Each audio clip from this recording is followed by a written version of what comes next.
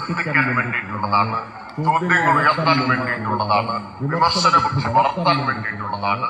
അതുകൊണ്ട് ഈ ശാസ്ത്രമേള വിമർശന ബുദ്ധി വളർത്താൻ, അനേകം ചോദ്യങ്ങൾ കുട്ടികളുടെ മനസ്സിൽ സൃഷ്ടിക്കാൻ ഇടയാക്കട്ടെ എന്ന് ആശംസിച്ചുകൊണ്ട് ഞാൻ എന്റെ ഹ്രസ്വമായ അധ്യക്ഷ പ്രസംഗം ചുരുക്കുന്നു.